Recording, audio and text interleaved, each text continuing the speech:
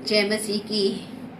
मुझे इतनी खुशी हुई कि मैं आज आपके साथ ये समय बिताकर आपको परमेश्वर के वचन पर थोड़ा सा हम ध्यान दें।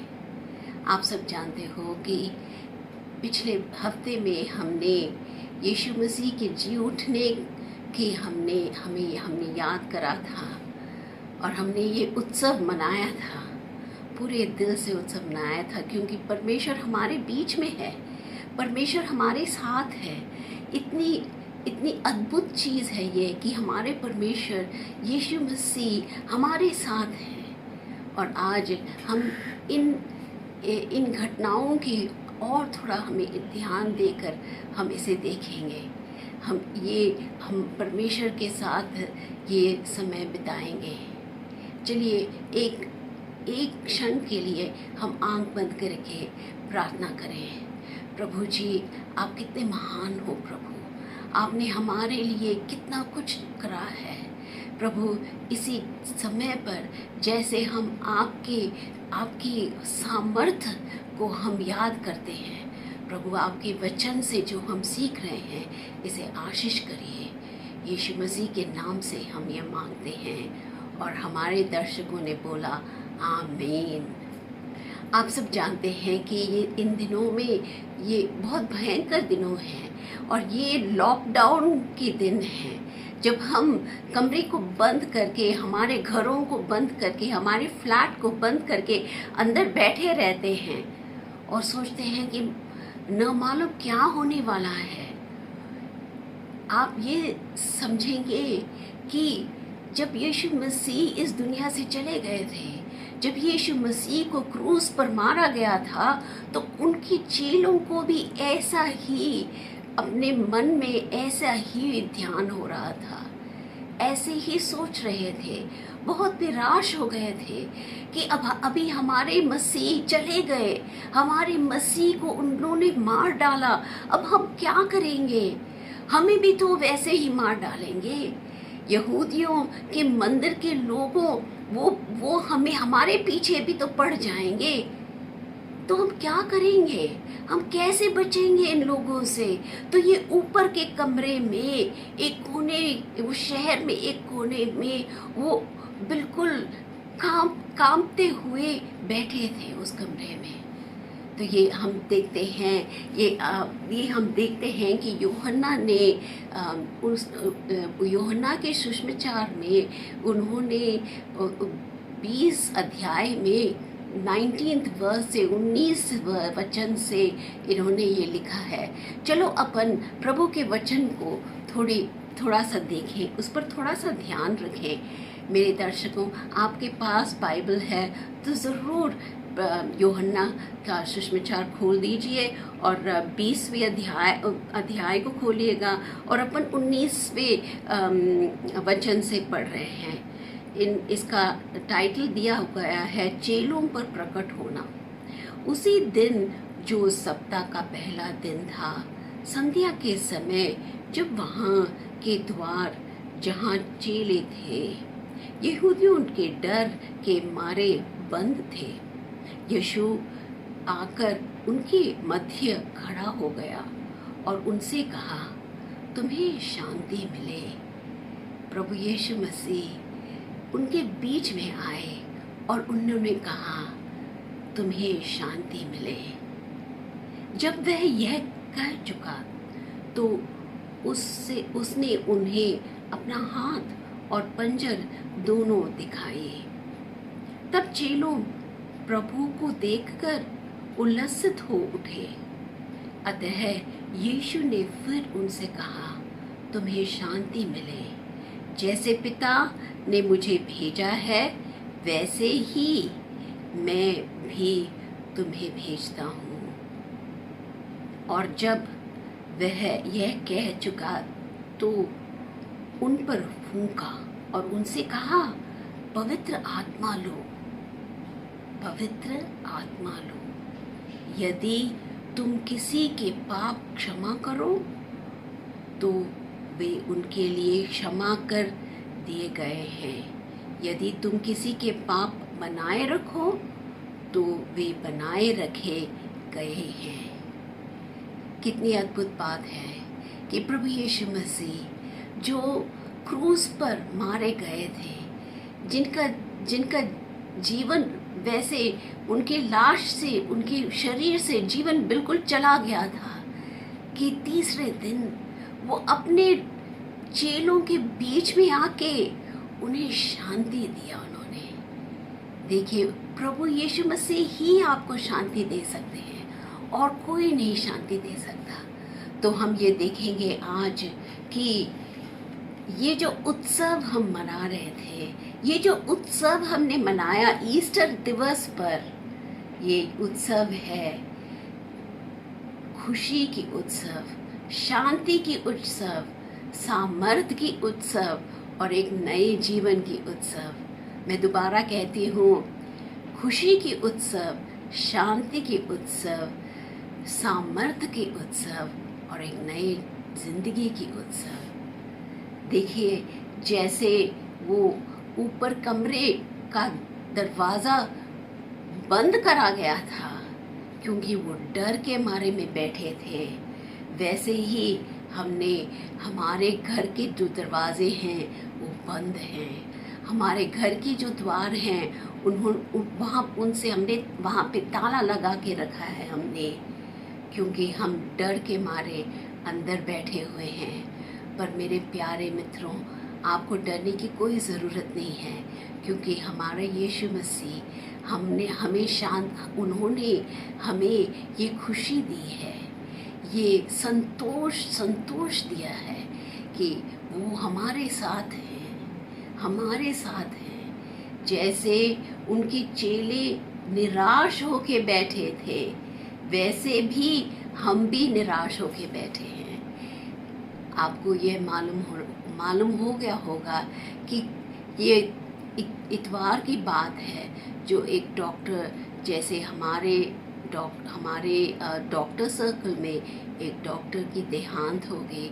ये कोरोना वायरस की वजह से देहांत हो गई। मरीजों को देखते देखते ये देहांत हो गई कोरोना वायरस से। और आप सोचो जी कि अपन के डॉक्टर्स में उन्हें कितना भय हो गया होगा, कितना डर हो गया होगा कि मैं भी, हम मरीजों को देखूंगा तो मैं भी मर जाऊंगा, मुझे भी हो जाएगा कुछ। और ये डर भी है कि हमें होए तो एक चीज़ है, पर हमारे प्यारे घर में जो हैं उनको कुछ हो गया तो क्या होगा। कई लोगों के छोटे बच्चे हैं, कई लोगों को एज्ड पेरेंट्स हैं, तो उनको हो जाएगा तो क्या होगा, उनका अंत कैसे होगा, वो हम कैसे उसे ये एक्सेप्ट कर सकते हैं। तो ये प्रभु यीशु मसीह कहते हैं कि आप निराश न हो, आप खुश रहो, क्योंकि मैं आपके साथ रहता हूँ। आप डरो नहीं, आप निडर हो, आप बिल्कुल आप बिल्कुल खड़े हो, क्योंकि मैं तुम्हारे साथ खड़ा हूँ। इसीलिए हम ईस्टर दिवस को मनाते हैं, उत्सव मनाते हैं, कि प्रभु जी हमारे साथ रहें, हमारे साथ हैं प्रभु जी ने यह भी कहा है कि मैं तुम्हें अकेला कभी नहीं छोड़ूंगा, मैं तुम्हारे साथ रहूँगा। तो पहले ईस्टर दिवस पर परमेश्वर ने, यीशु मसीह ने हमें ये खुशी दी है। अब दूसरी बात हमने देखा है कि प्रभु ने हमें शांति दी है।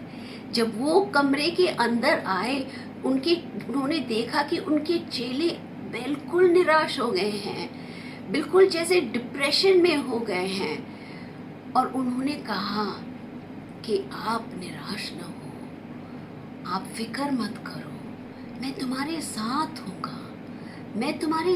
हूँगा, मेरा शांति मैं तुम्हें दूंगा। ये नहीं कि जैसे दुनिया देता है, दुनिया की तो शांति तो वो बिल्कुल अलग बात है, उसे शांति नहीं कह सकते हैं, पर मैं तुम्हें शांति दूंगा। और जब प्रभु ने इन्हें शांति दिया तो इनका डर बिल्कुल गायब हो गया। तो वो विश्वास से उठकर वो बिल्कुल उत्सव मनाने लगे। तीसरी बात हम देखते हैं कि प्रभु जी ने हमें सामर्थ्य दी है। प्रभु जी ने हमें सामर्थ्य दी है। हम देखते हैं कि प्रेरित की किताब में पहला अध्याय को देखेंगे। पहला अध्याय में हम ये लिखा है कि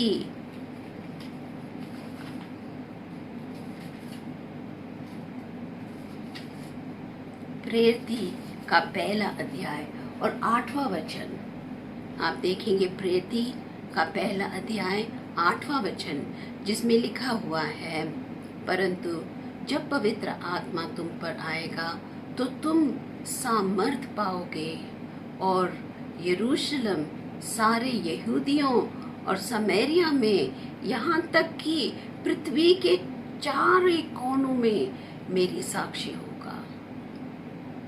प्रभु ने ये कहा है कि जब पवित्र आत्मा तुम पर आएगा तब तुम सामर्थ पाओगे। जब पवित्र आत्मा तुम पर आएगा तो तुम क्या पाओगे? तुम सामर्थ पाओगे। कहाँ से सामर्थ मिलेगा? पवित्र आत्मा से। जब पवित्र आत्मा हम पर आता है तो हमें सामर्थ मिलता है, हम निडर हो जाते हैं। हमें मालूम है कि वे बहुत कठिनाइयाँ होंगी हमारी ज़िंदगी में।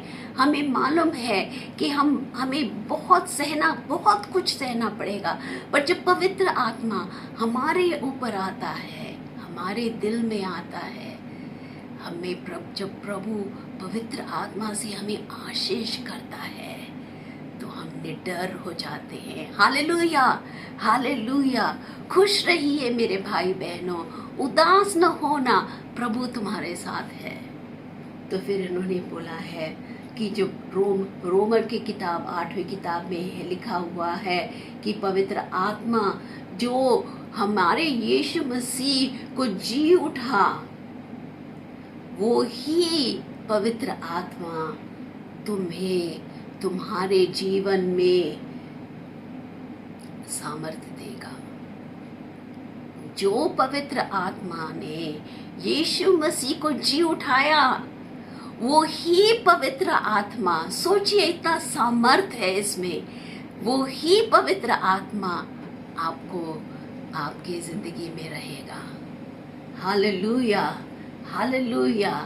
फिर हमने प्रेरित की दूसरी किताब में दूसरी अध्याय में देखा है कि परमेश्वर ने पवित्र आत्मा अपने जेलों पर कैसे भरा था, और वहाँ पे जो 3000 लोग थे उन्होंने ये देखा कि पवित्र आत्मा अग्नि जैसे उनके जेलों पर भरा। Hallelujah, hallelujah. और तब से वो बिल्कुल बदल गए थे, बदल गए थे। वो जैसे डरते रहते थे, उनका डर तो वहाँ से भाग ही गया, और सामर्थ्य से उन्होंने प्रभु यीशु मसीह की सेवकाई करी। हालेलुया। आज प्रभु परमेश्वर हमसे यही मांगता है कि हम निडर होके उनके सामर्थ्य से उनकी सेवकाई करें। पूरे जगत पे उनकी प्रेम के बारे में बात करें, ताकि जो भी आपकी बात सुने, जो भी आपकी साक्षी को सुने, जो भी आपकी गवाही को सुने, कि वो परमेश्वर को अपना दिल खोले। Hallelujah, hallelujah. इतनी अद्भुत बात है जब पवित्र आत्मा हमारे अंदर आती है तो पवित्र आत्मा हमें निडर बनाता है। अब देखते हैं कि पवित्र आत्मा ने हमारे बीच में बंधन बनाया। पवित्र आत्मा ने हमारे बीच में बंधन बनाया। तोमा के बारे में तो आप सब जानते हैं। जब यीशु मसीह वो ऊपर कमरे में आए थे तब तोमा नहीं था वहाँ पे उनके बीच में, और जब इन चेलों ने तोमा को ये बताया कि हमने यीशु मसीह को देखा, तो वो कहने लगा कि मैं ये नहीं मानूंगा। मानूंगा। नहीं जी, मैंने तो ये नहीं मानना। जब तक मैं, ये कैसे हो सकता है कि यीशु मसीह अपने अपने कब्र से वो जी उठे, कैसे हो सकता है? जब तक मैं अपने हाथों को अपने उनके हाथों में, उनके गाड़े गए हाथों के में मैं जब तक मैं हाथ हाथ हाथ लगाता हूँ, तब तक मैं नहीं मानूंगा, तब तक मैं नहीं मानूंगा। पर ऐसे हुआ कि अगले दिन परमेश्वर, थोड़े दिनों के बाद परमेश्वर तोमा के सामने आए, उसी ऊपर कमरे में आए जब तोमा वहाँ पर था, और उन्हें कहा, तोमा तू ये मेरे पास आ, देख मेरे हाथ, देखो मेरे हाथ में जहाँ पे मैं गाड़ा गया था, देखो ये जो कील का निशान, तेरे हाथ को इसके अंदर रख और देख कि वही यीशु मैं हूँ, देख। तो तोमा ने देखा कि ये उसका ही यीशु मसीह था, और वो बिल्कुल गिर पड़ा, और वो उन्होंने आशीष, उन्हें वर्शिप करा और कहा, मेरा पिता, मेरा परमेश्वर। और उसको वो मानने लगा कि ये मेरे पिताजी हैं, यही है यीशु मसीह जो मैं उनके साथ चलता था, यही है यीशु मसीह जो वो 3 साल से मैं उनके साथ मैं रहता था। और यही है परमेश्वर, और यही है परमेश्वर का सामर्थ जिससे यीशु मसीह कब्र से जी उठे। Hallelujah, hallelujah. यूहन्ना ने ये कहा है कि जब तक हम पवित्र आत्मा से और पवित्र जल से पैदा नहीं होते हैं, तब तक हम परमेश्वर का राज्य नहीं देख सकते हैं। जब तक हम पवित्र आत्मा से और पवित्र जल से, मतलब बपतिस्मा का जल से हम पैदा नहीं होते हैं, तब तक हम परमेश्वर के किंगडम में नहीं पैदा हो सकते हैं।